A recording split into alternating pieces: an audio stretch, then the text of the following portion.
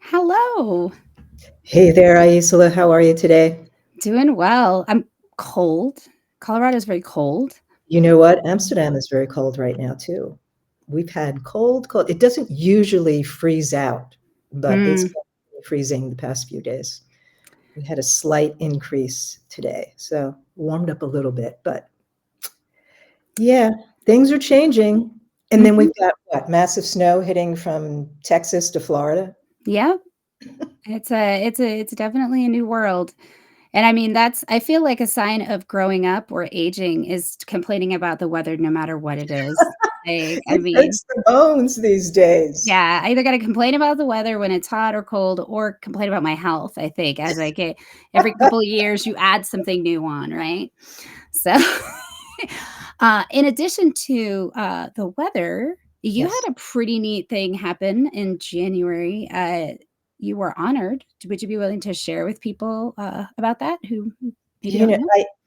I was, I'm really taken aback by it. I'm still kind of digesting from our sisters and brothers in the Italian Catholic community. I was given the award of the Bishop Iggy's Project Hope's Mother Teresa Humanitarian Award. Hmm. And this event was blessed by Pope Francis. And I was one of a number of people who received awards that day. And I'm still kind of digesting all of it, you know. Hmm. Receiving awards and humanitarian awards always, it feels good, and I greatly appreciate the fact that I'm appreciated. Um, Mother Teresa, for me, that's a Yeah. whole other level. Yeah, yeah. As a matter of fact, it was in the Italian newspaper. It's the Italian American newspaper, in Italian and in English. And then the gift of the night was my mother, who is turning 99 in March. She was asked to sing, and she hit it out of the park. She really did. Mm, Yeah. that's So, and neat. they have such an appreciation for elders.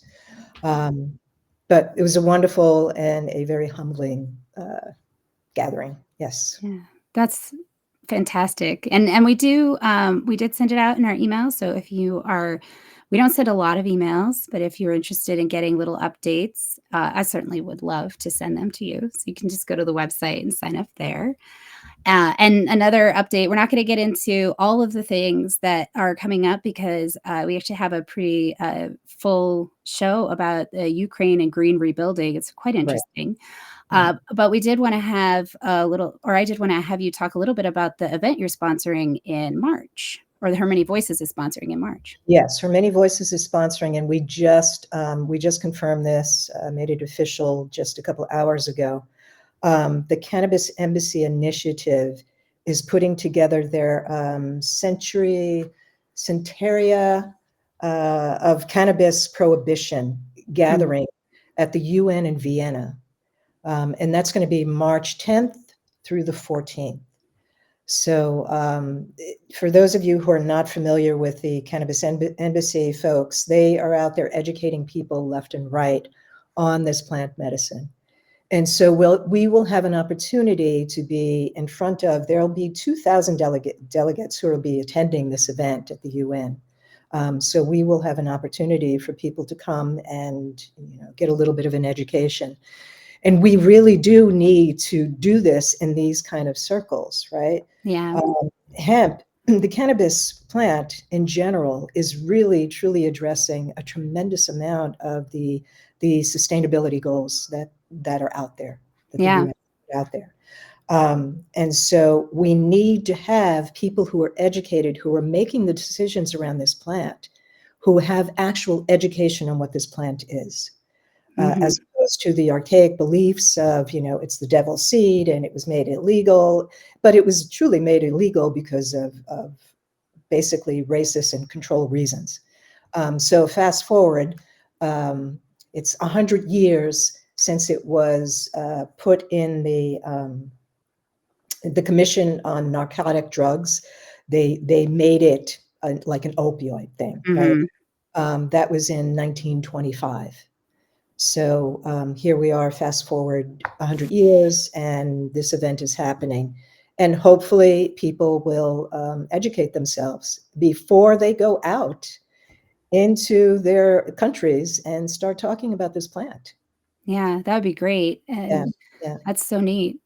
And well, so thank you so much. And I'm really delighted to introduce Maren and Sergyi talking a little bit about their experience in Ukraine and the green rebuilding process before you'll see a video talking about Ukraine and the green rebuilding process, a documentary that Maren created a couple of years ago.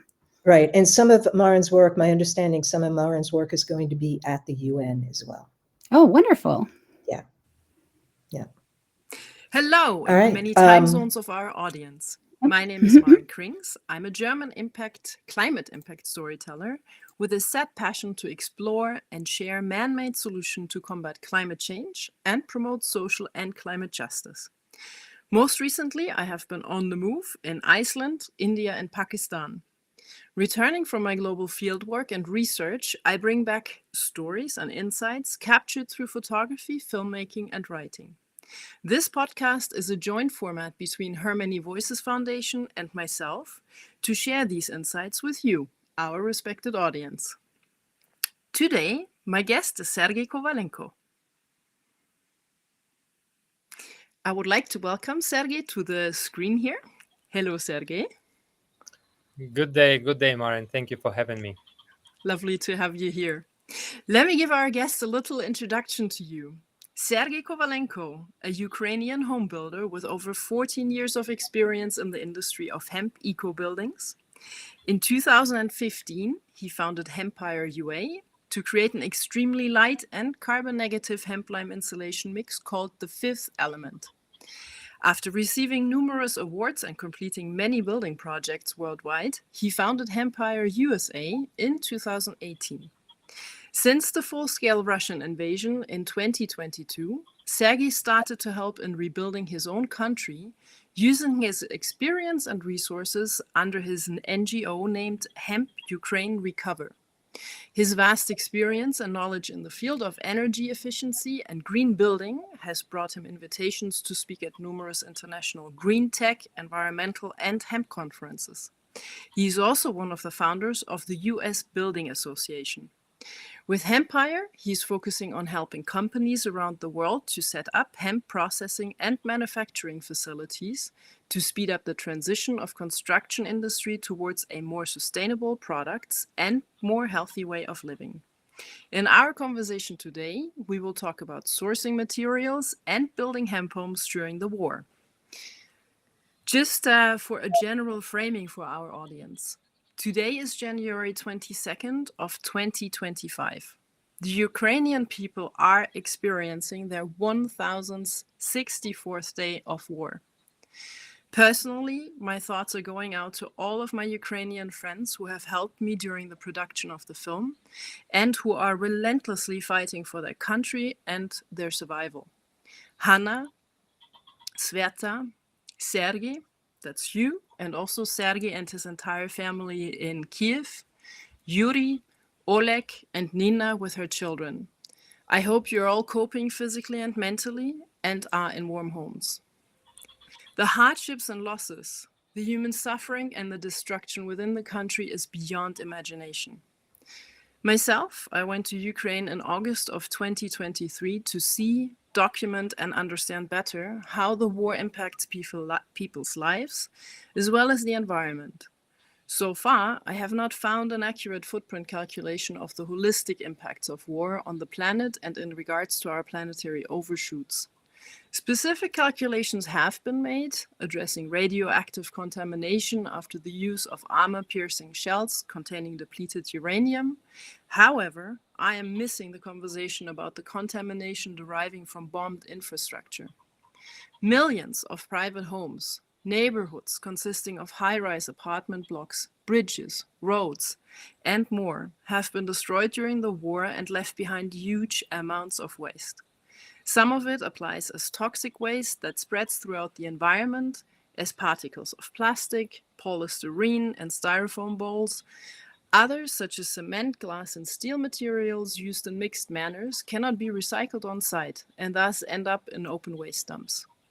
It's no secret that the building industry is one of our largest emitters of CO2, as well as one of our dirtiest industries worldwide. In my book, H is for Hemp, I elaborate on many ways that the hemp building materials could help us turn this industry from an emitter to a carbon capturer. While asking this question at home builders, architects, and public institutions, I had not considered the huge amount of rebuilding that has to be done after wars. And also, let me add, after natural disasters. Sergey, before we launch into the official questions of the podcast, can you give us a little account of how people are in Ukraine at the moment? Well, they are mentally exhausted. You know, I cannot describe to people who have never experienced war what it's like, to run to the bomb shelters at 3 o'clock in the morning.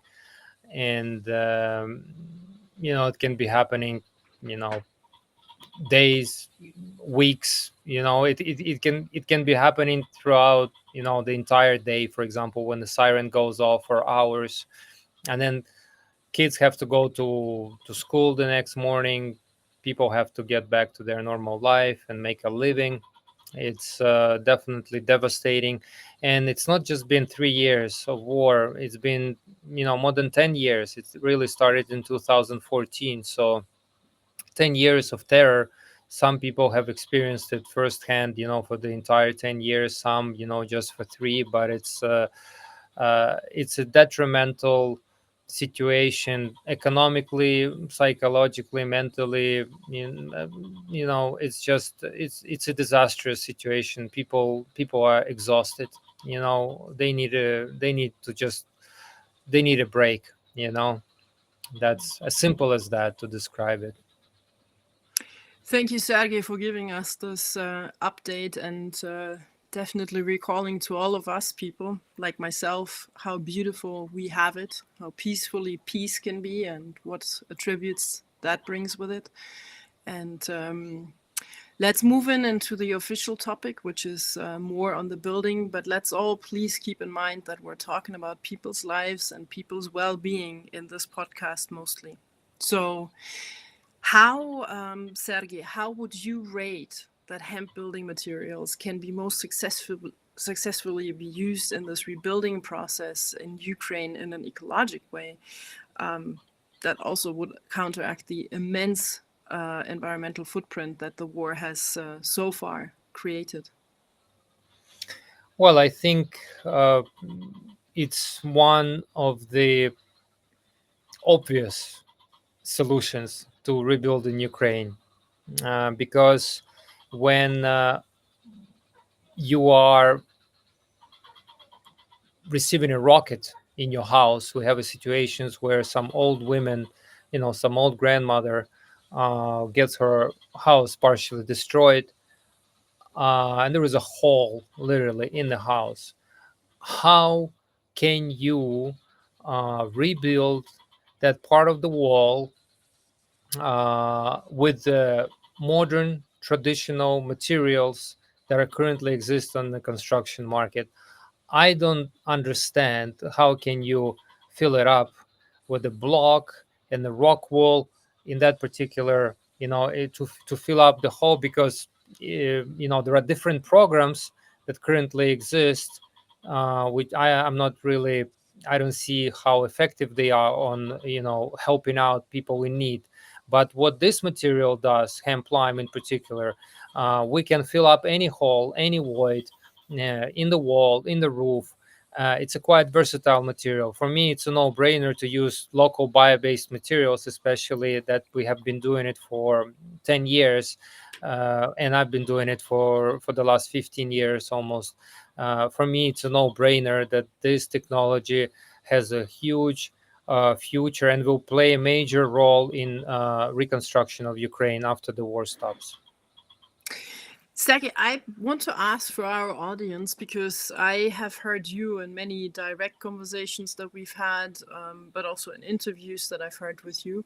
You actually do not use the word that's most, or used to be most common in the hemp industry, which was always hempcrete. You actually focus on the word hemp-lime. Please give us a little enlightenment why you do that. Well, it's been it's been a steady process of welcoming this material into the construction world, but we know that this industry is one of the most um, it's like an old dinosaur, let's put it this way. It's really hard. It's an archaic industry that is taking forever to switch towards new bio-based materials. So whenever you say the term hempcrete, people, they have a direct analogy with concrete, even though this material is an insulation material, even though with hemp lime you can build the blocks. But hempcrete, that ending of the word, will give you an analogy of concrete, and then architects would ask me forever and ever, and even now we're still receiving these requests. Can you please compare concrete to hempcrete? And I say, no, we got to get away from that term hempcrete. Yeah, I also been using that term from the beginning, but now the scientific proper way to say it, it's hemp lime. There is nothing crete in it anymore. It's a hemp lime insulation. Yes, you can make non-structural blocks. You can make structural blocks now with this, but now we're only using it hemp lime, and we're trying to kind of integrate that term, and that's what we see in the scientific world. So we're getting away from the analogy with concrete. It has nothing to do with load-bearing materials like concrete. Yeah. I like that. It's also alluding a bit to the entire hemp industry, which obviously has much more to cover than just building materials. That were all sort of, it all started with 1.0 in the rediscovery, where we still had to tell people that not any material from textiles to paper to building material from hemp would get you high. Thank God we're past this by now, almost. Yes, the question comes up every now and then. Yeah, I see you smiling. I see myself smiling. Yes, that still does happen. But I think we definitely moved into the 2.0 phase now, where the conversation is a bit more educated and people are aware that hemp is a natural material that's being used widely in industries. And it's quite nice to see this moving on, which actually alludes me to a next question within that particular conversation of rebuilding Ukraine. Let's have a look at what's going on in other countries, also in Europe, the United States, because you just said load bearing. I find that very interesting, because so far I have at least observed myself oftentimes having to explain people that no, you cannot build a autobahn bridge or something with from hempcrete or hemp lime, because it is not load bearing. But I actually do have a couple of projects in mind right now that are working on constructing like huge industrial facility halls. Like in France, there's Les Chanvres de l'Atlantique from Vincent Lartissen, who's a former professional surfer and who has completely dedicated his life to hemp and has a pretty big chanvrière in the south of France, where he now actually is building one of 2 gigasites for hemp building blocks. Except the difference with his gigasite to produce hemp building blocks is that these blocks are so massive that you will be building industrial halls with that, which actually means to a certain extent they are load bearing. I'm pretty sure you probably also have some interesting projects from globally that you have seen or come across that we could mention here as inspiration. Well, this material, of course, widely used as an insulation material. Now that the blocks are being developed in France that are load bearing, we're talking about like low rise construction projects. We're not talking about a 25-story high residential tower yet. No. So we have to be careful with the interpretation. So I still view it as an insulation material, right? So the blocks are showing up, and of course, getting away from the use of chopping down timber in order to build the bio-based material house. It's a great idea, but there are not that many companies that have achieved load bearing capacity. without lowering the thermal performance. You have to understand that the block has to be denser, it has to be stronger, so you need to include some different types of additives that would make it structurally sound. And you would probably have to find a way to install the rebars, steel rebars, so you might have some voids and openings in those blocks. So they might work in one of the climate zones, might not work in the other climate zones. You cannot make them very thick in Latin America, this wall side of this material, or like Southeast Asia, where you might have almost 100% humidity for like months. So you have to be very careful with the terminology. But yeah, there are examples of load-bearing hemp-lime blocks projects around the world, and it's a trendy thing, and I hope it's going to continue, because a lot of companies right now doing a lot of secretive R&D, and they're developing their products, and it's great. Let them be secretive, but there are not that many secrets out there anyways, and they're trying to patent it, and they try to restrict others from using it. I'm a more of a fan of developing your products, but not restricting other companies using similar type of things. You can just keep the formula to yourself and just continue building without slowing down the progress of this amazing tech, which is emerging.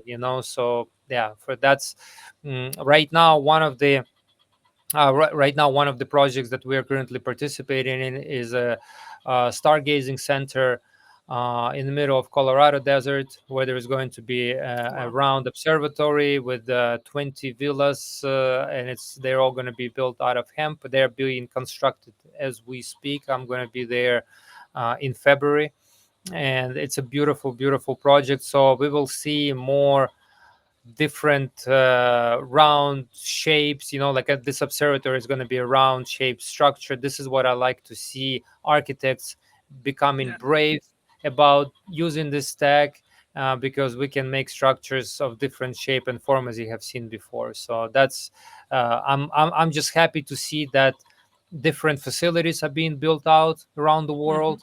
In Europe, especially, North America will be catching up very soon. There are good things happening in USA right now. So we're seeing a green revolution in the construction industry as well. And in order to speed it up, we need it's a collaborative effort. It's a collaborative effort. People need to be helping each other out. We're talking about the growers of hemp, processors, builders, architects. Of course, we need support from the governmental officials. We need support on many levels to make this material a global trend. Definitely. And I love how you're actually putting that emphasis on, we need to have that international awareness to also come back to our local sources, because again, talking sustainability, it's not going to be sustainable if we have to carry the hemp bricks that will be made in France all over the world because it's the only company. That would be a pity, so to speak. And there is another giga factory actually in Portugal. It's called Canyamor, and it's run by Khalid Mansour and Elad Kaspin, who have been two incredible hemp advocates for a very long time. And on this part, I also want to share some brand new news, which really made me very happy. The building company, the hemp building company, Schönthaler from Italy, from South Tyrol, they have worked tirelessly at getting the DIN, what do you call that? The DIN standard for Germany since 3 years, and they just finally have managed to get that. And that means that hemp bricks now have an official label in Germany, which means that architects, home builders, all of these people that tentatively are relying on these official stamps that they need to get their materials with, there's one easy entryway now here. I'm saying here, I'm in Austria, but it's in Germany. So that's also really great news. Sergey, moving back on the ground to Ukraine, you got involved in a beautiful project in the west of Ukraine near Morshi. right after the war started, with your business partner on the ground. You two started, I'm saying that because you're both called Sergei, so that's always confusing to the audience. You two started to rebuild an old farm together with the NGO GoFriends. We will see that building later on in the film that I produced in August 23. But please give us an update of the state of the project. How has it developed? What's happening on the ground there? How did that project come along? Well, it's coming along pretty okay, I would say. The reason is this, because this project has been initially being constructed through donations only, and the girlfriends NGO's head, Yevgeny, he has been tirelessly working on attracting more capital towards finishing this building up. But I can tell you that the plan is to receive first children for summer camp this summer. Wow. So Wow. this summer 2025 we will see first kids that has been suffering from the war, taking a break in this beautiful hemp building. I would say, without exaggeration, this is the largest hemp building structure, at least in the modern history of Ukraine. So Wow. it's all going to be built out of hemp, and all the walls are built out of hemp. And of course, the power of this project just showcasing you the importance of using local materials in your formulation. As I've mentioned before on many different podcasts, when we were developing a formulation, all the ingredients had to be 100% Ukrainian and 100% natural. So we stuck with these principles until today. And during the pandemic and during the war, we realized how important that decision was made without importing stuff somewhere. For example, they have these amazing types of lime in Italy, in France. We don't have those deposits at all. So we had to come up with our own formulation. And the importance of using the local materials is evident during the war times. So when we organized the workshop in the fall of 2022, we gathered the refugees, people that have lost their homes or just moved away from the eastern part of Ukraine towards west, and we taught them how to do it. We have donated our materials, we have donated our foreman, our mixer to them initially, and they started to do it themselves with their own hands. So just that's the power of hemp-lime, where you educate people and then they can go on and rebuild their lives and get it back on track with the bio-based local materials. So this project is moving on well, not as fast as we wanted, but it's moving forward, and we are going to be using all kinds of resources, including Hemp Today. Kurt Trainer, who's been a great help of ours and a great friend of mine for many years. We're going to be trying to raise money through different types of sources, including his Hemp Today portal, and helping these people get in the new life, basically. That's absolutely a lovely update, and I'm personally very happy to hear that, because I know we've had many conversations over the years between August 23 and now, where it was always a big question: where might and will the Soul Center develop into and towards, because it was not always secured that it could be finished. And this is such good news. Thank you, Sergei, for that positive update. It's lovely to also get positive news from Ukraine. Now, the next question will get a little bit political, but just literally on one single statement, and I'll leave it to that. During his presidential candidature, Trump announced to end the war in Ukraine within 24 hours. Well, the war hasn't stopped yet. I wish he would have been right on his wish or claim he had made. But the reason why I'm putting that to begin with is that there's also been a bit more subtle political efforts in debates about how to rebuild Ukraine and how to help in the situation. Now, Sergey, can you elaborate or share with us who from the international community is actually involved in rebuilding efforts in Ukraine, and how is it going? Like, how much is it considered that ecological hemp or building materials, including hemp, are actually going to be used for this rebuilding effort? Do you have any thoughts on that?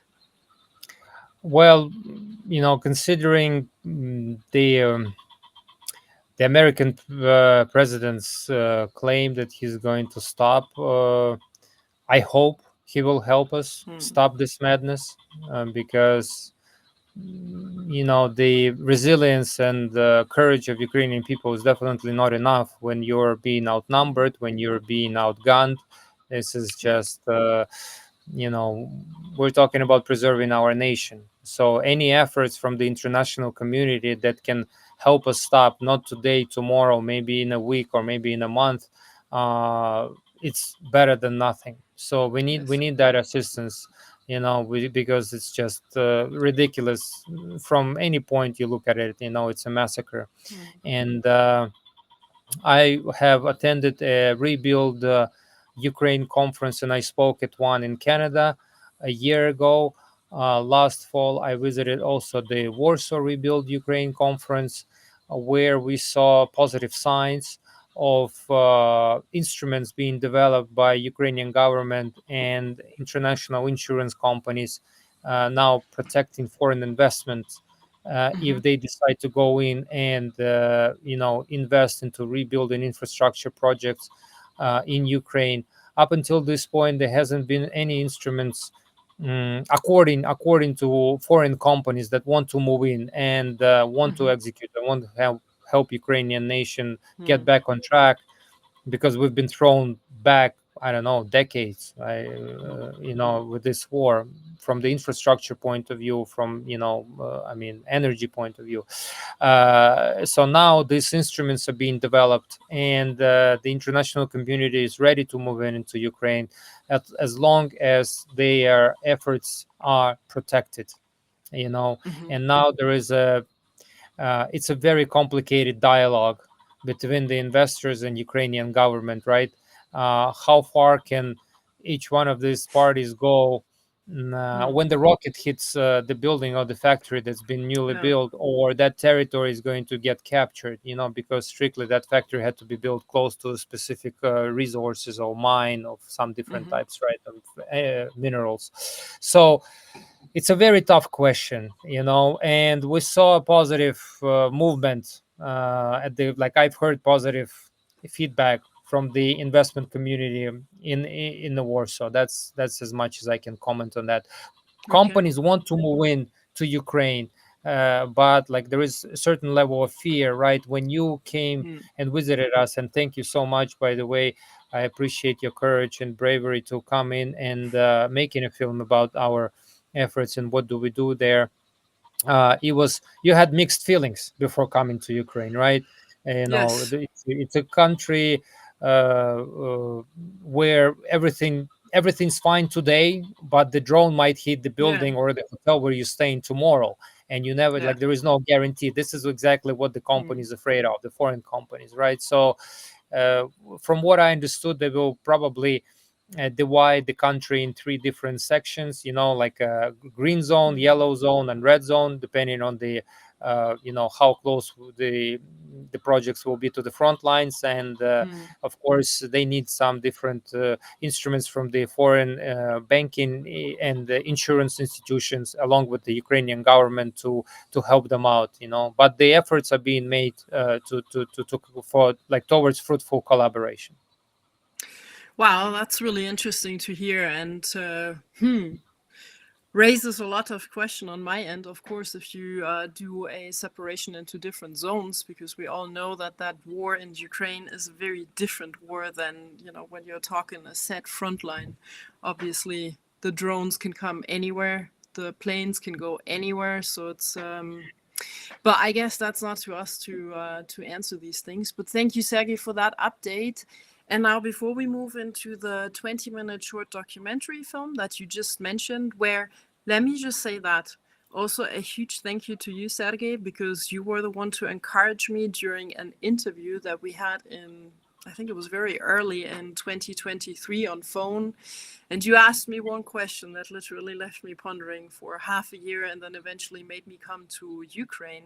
You said, how can it be that us, the Ukrainians, a country at war, can build with 100% ecological building material, and you, not pointing fingers, but basically the global north or the rest of the world which is at peace, why can't you do it too? It should be so much easier to get that done when you're at peace. And that was a question that really, may I say, uprooted me mentally to the point where I said, okay, I need to report on that story because you've really had your point. And at least with me, that hammered home extremely well. And I wish and hope that all of our audience and listeners, inshallah, there may be hopefully a lot of policymakers, a lot of politicians that will somehow come across this podcast and do their parts to change policy and lawmaking to make that more easy to bring hemp building materials back onto the, architects' let's say plate, because oftentimes it is very complicated for home builders and architects to use materials that are not completely classified or certified. And so, yeah, thank you to you, Sergey, for doing that. And again, I do want to ask you a very, very personal question because it came up between us over the years, actually again and again. Where are you now? And why is it not always easy for you to share that information with your community? Well, I'm constantly on the move, and right now we're doing a lot of educational. I'm participating in many different events. We're also organizing different workshops and conferences. So, for example, last month I was in Thailand. I was invited by the Thai Industrial Hemp Trade Association to speak at this massive hemp and cannabis conference. And after that, I flew into Buriram province along with the organizing committee. And then we educated children from the local school on how to build with Wow. hemp and lime. And they prepared the samples with bamboo.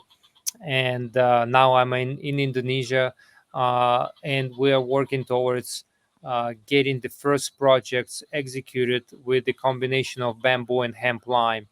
I don't see the reason Fantastic. why people have to chop down trees that are 50, 60, 70, 100 years old, where bamboo grows just in a few years' time. And if you treat it properly, it's an ideal structural material and an ideal resource for erecting low-rise residential homes. So this is what like we're currently working on, and then Fantastic. yes, yes, yes. We are just kind of promoting these systems in Southeast Asia where mold is a big, big issue. You know, moldy houses, they are everywhere in southern states of USA, in Southeast Asia, Southern Europe, when the humidity climbs high and it's just taking over the homes, and it's so detrimental to people's health. And it's good that you kind of brought up the subject of the well-being and health, because this is the most important subject and it's constantly overlooked when people are choosing certain materials over the other. And I think architects should be held accountable, uh, when they're choosing toxic materials that are actually, ruining people's health. When they designing houses using toxic materials, and yes, they're certified, everything's fine, but then in the end, people suffer. Children have all kinds of allergies. People are fatigued, they're tired constantly, they have all kinds of health diseases, respiratory dysfunctions, and no one's talking about it. It's a massive red flag for me.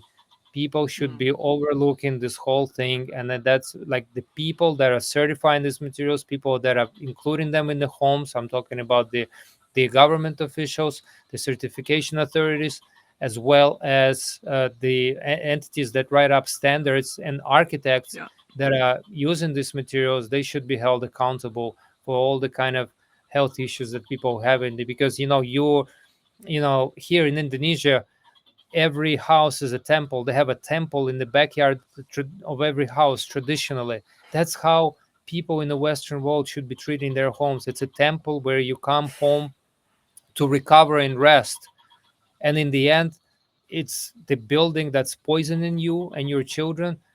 So somewhere we kind of went off track with this whole efficiency and energy Mm. efficiency concept, where we're just starting to ruin people's lives. And Yeah.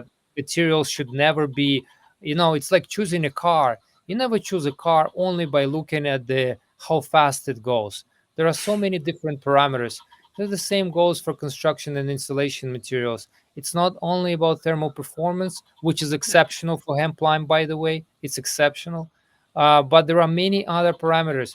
And we should be always looking at the picture overall, how this material will act in 50, 60 years. We have a data that's showing us that in Mm. 25 years, the difference of thermal performance of this material will be less than 1%. We have done that testing, longevity testing in Ukraine. Mm.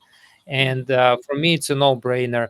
And I'm constantly moving around the world to promote it. So that's why it's sometimes it's hard to disclose my location, because today I'm Mm. here. In a couple of weeks' time, I'm going to be in Australia, and then I'm going to be in USA. There is a Yeah. possibility of me coming to Kenya. So when people ask me where are you, I'm like, Wow. I'm I'm global. So it's Yeah. important for me to push this. It's important for me to push this technology forward along with other bio-based materials. I never want to criticize light clay straw construction, straw bale homes, reed straw panels, anything that involves bio-based materials where the reduction of carbon is in place. I'm a big fan of this type of materials, the ones that do not harm people and are durable enough to withstand different climate fluctuations. That's basically what I'm doing right now. That is fantastic. And Sergey, yes, I can relate to that. To the outside world, traveling always looks like the bliss, the fantastic, successful life that someone can live if they can.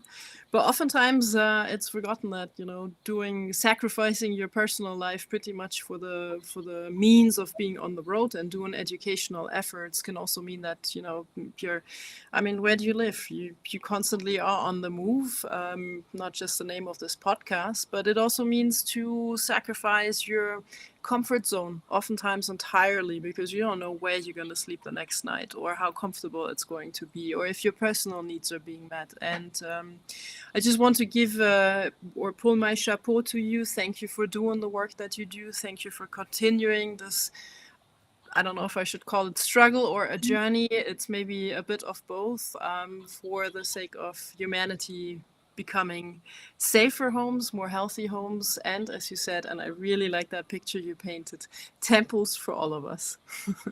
That's beautiful. Thank you.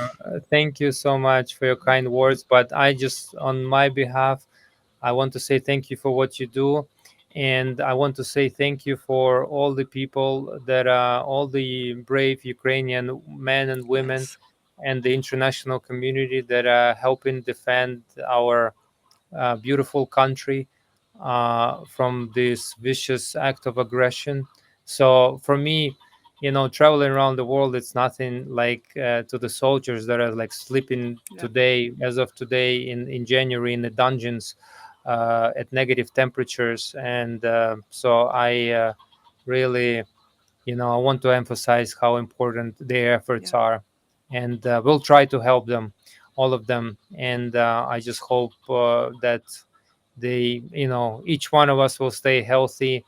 And I never forget to be grateful for what I have in my life today, because you never know what's Mm. going to happen tomorrow. It's like a rocket hitting the building where we were renting an office for Hempire in a city center in Kiev. It's a residential complex, and people died that morning. None of our Yeah. employees were harmed. It was 2nd of January, exactly a year ago, Mm. Yeah. but it was like early in the morning, and thank God there was no one in the office.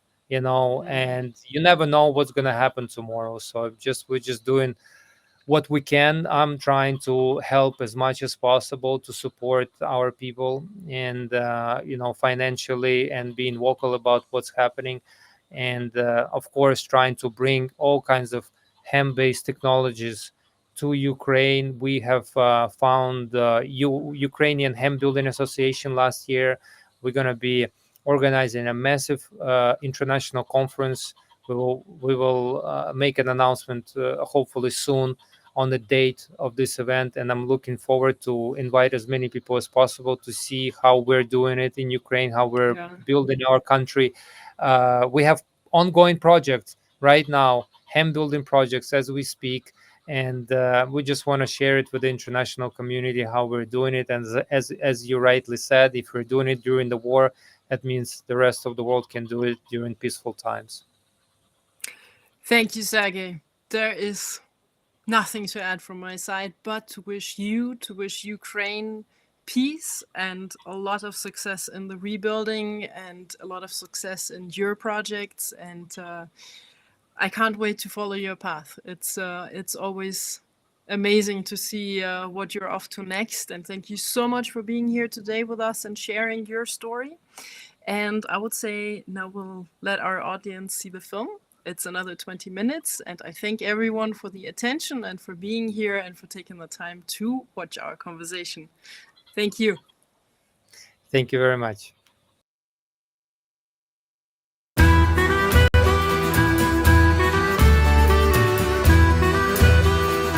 Globally, wars and natural disaster displace millions of people continuously, destroying their homes and leaving behind astronomical figures of toxic waste. Already we're feeling the detrimental effects of our heavy industries on our climate, natural ecosystems, and all living beings. Our growing awareness creates a heightened concern about a rapid transformation of our most polluting industries to align quickly with the global sustainable development goals.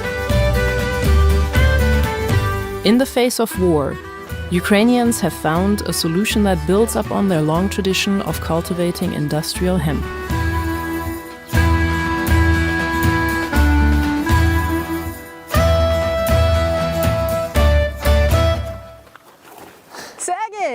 Hello, Maren. Finally, how are you? I'm meeting Ukrainian Sergyi Kovalenkov, international speaker and founder of Hempire, a company building with ecological hemp building materials.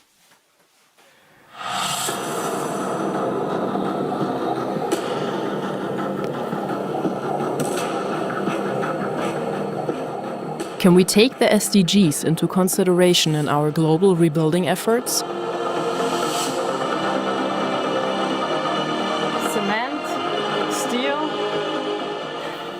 So Sergey, what do you think when you see this U.S. rebuilding film? What's going through your head? Well, definitely we will need the heavy industries input into rebuilding Ukraine, because we have thousands and thousands of buildings destroyed. Obviously, we will need that, but at the same time, I understand and clearly have a vision on rebuilding Ukraine with sustainable local materials. I embark to Ukraine in the middle of the war and meet Hanna, my local production partner on the ground, in August 2023.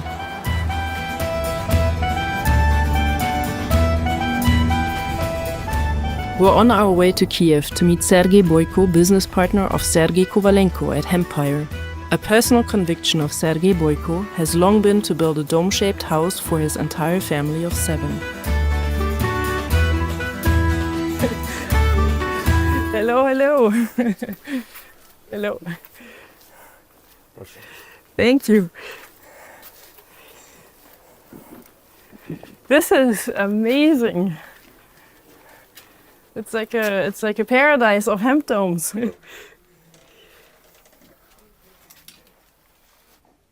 But I'm impressed.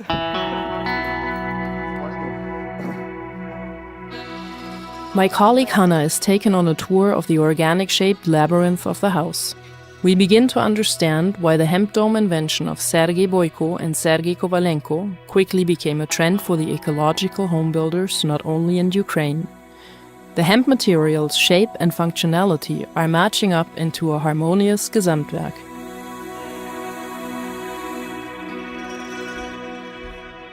The dome shape structures is extremely energy efficient, and because there are no 90-degree angle between, there are no dead spots between the walls and the roofs, so it's all curved.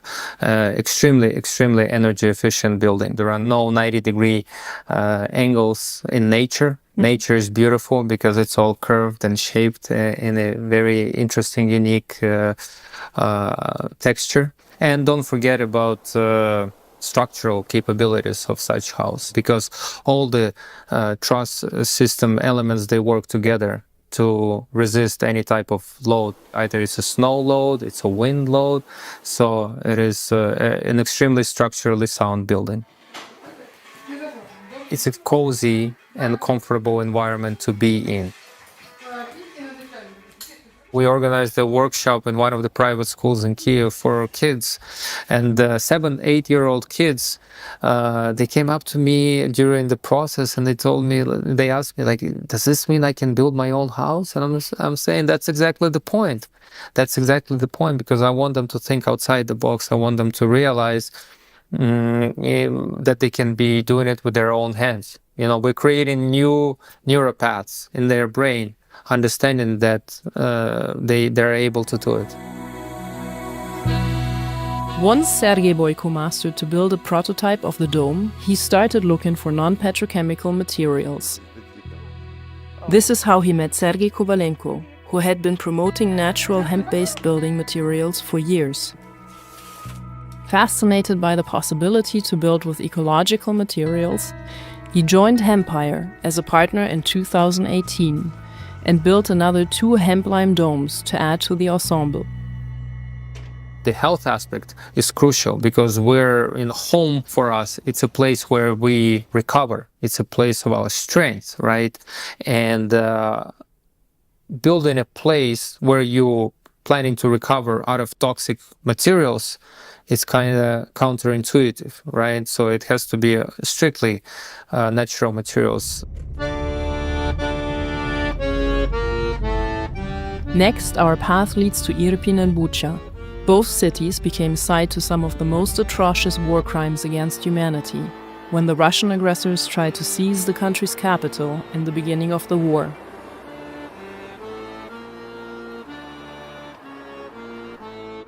On the 24th of February 2022, I woke up to the loud bang. That's when the air defense system shut down the rocket, and it hit a residential building maybe 5 minutes away from my house. The windows shook, and we started to hear explosions on the horizon, like 5 a.m., 6 a.m. It was pretty scary, because people always try to hold on to their memories and the past life, and that's when you kind of hoping that tomorrow you're going to wake up and life will be normal again like before. But then it's just getting worse and worse.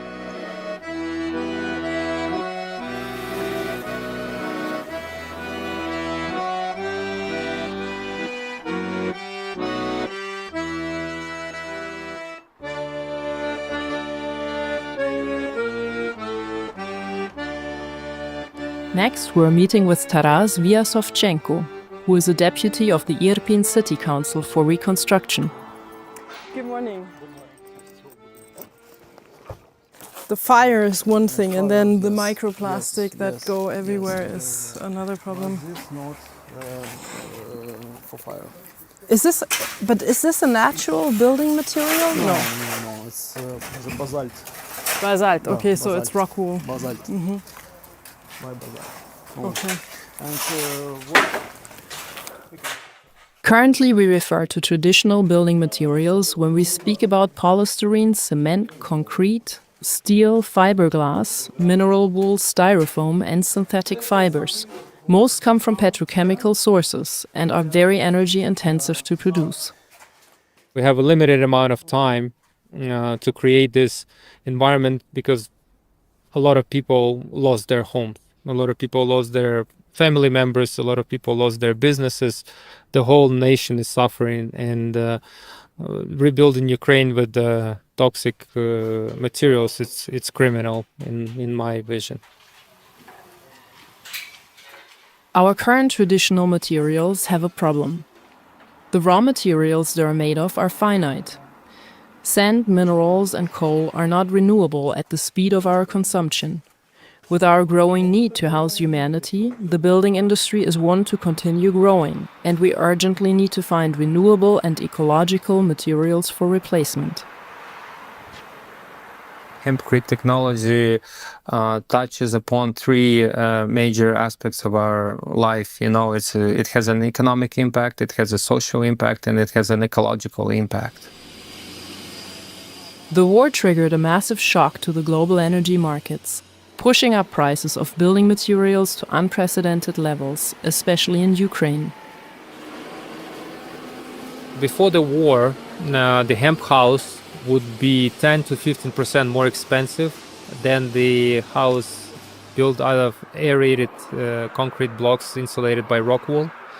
And the prices have been evening out.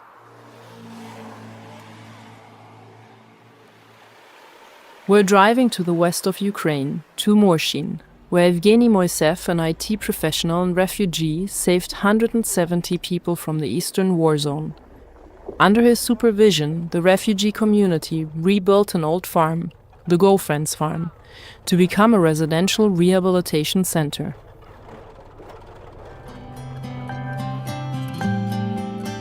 That's how our ancestors used to build before. They would gather together 20, 30 people, and they would build up a house in a week or two. We're just showing people that not necessarily you have to hire an extremely expensive contractor to execute this job. Anyone can learn how to do it within days and can really help you. Immersing in meaningful work in the peaceful environment of the farm will yield into labor therapy for the thousands of soldiers who will return with PTSD from the war. This will help them recover and also create new jobs. Meanwhile, the refugees Oleg and Nina are living on the farm, guarding the animals and waiting for more funding to finish the residential rehabilitation complex. Hempire decided to sponsor the hemp chives, binder and other needed building materials for the Girlfriends Farm.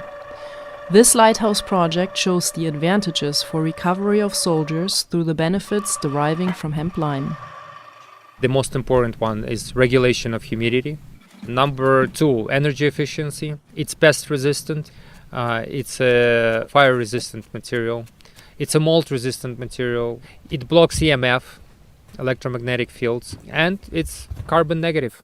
When you assess everything all together, the rule of thumb is that 1 cubic meter of hemp-lime, hempcrete, is able to sequester 100 kilograms of CO2.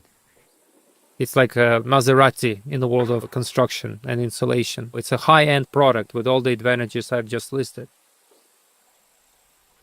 It's a beautiful story where people losing their homes due to the war are able to use local sustainable materials to restart their lives.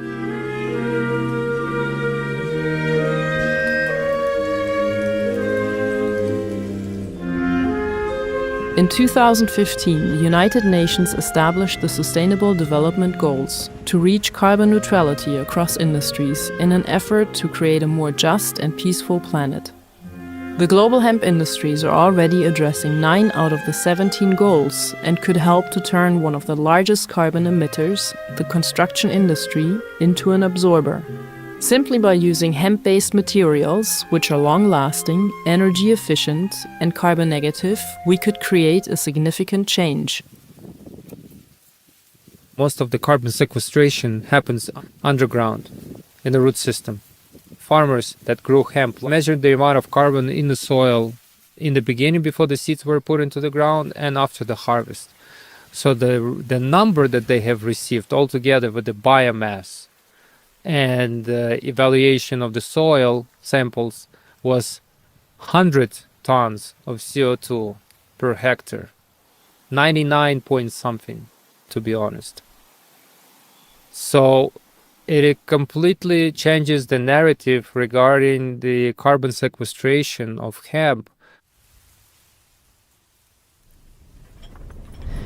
Our last stop is the high-tech hemp cluster of Ukrainian hemp in Cherkasy, founded by a father and son duo. Father, Yuri Marshuk, and manager of the plant, welcomes us. Hemp bales. Here we go. We're right in it. Most Ukrainian men are at war, defending their country. The daily operations to keep the country running are done by those left at home. The pilot factory near Kiev got destroyed during the first days of war. 4 months later, the Marshuks built a new facility in the middle of the country to continue the business. That looks pretty good. We found that in cellulose, the hemp, it's a monster. 1 hectare of hemp, it's 4 hectares of forest. Why this hemp coming on the table? Because we predicted the huge shortages of wood cellulose. Just 30% of plastic production will move to the paper. We will lose our forests in about 5 years.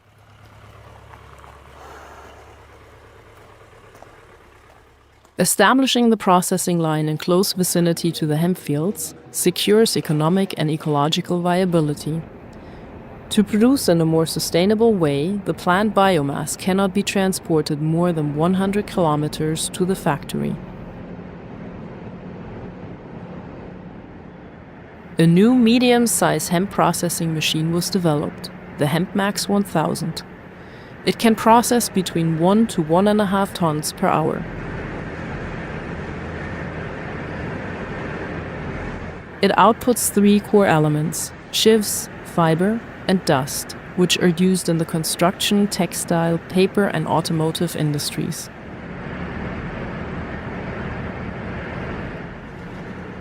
The machine blends the traditional hemp processing technique with modern technology.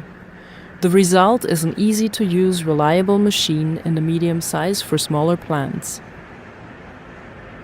The compact transport, setup, and price, as well as its easy maintenance, made it possible to start Ukrainian hemp in the middle of the ongoing war.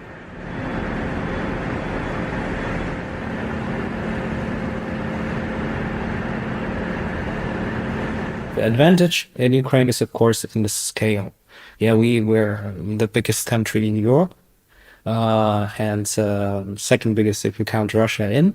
And of course, we have big surfaces where we can plant, which is you cannot compete with in Europe or in Western European countries. But the disadvantage that we have is that we are not used to the European market.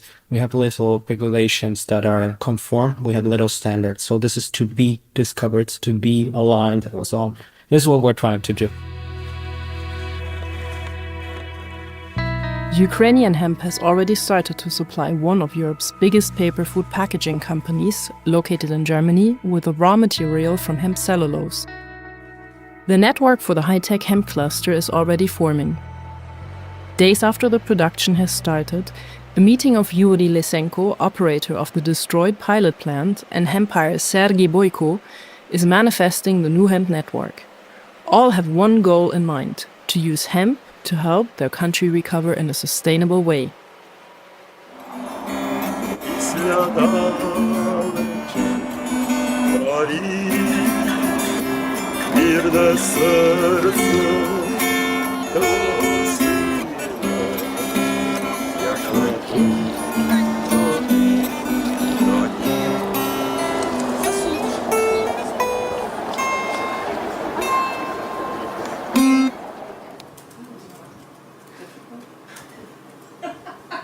Just needed one question.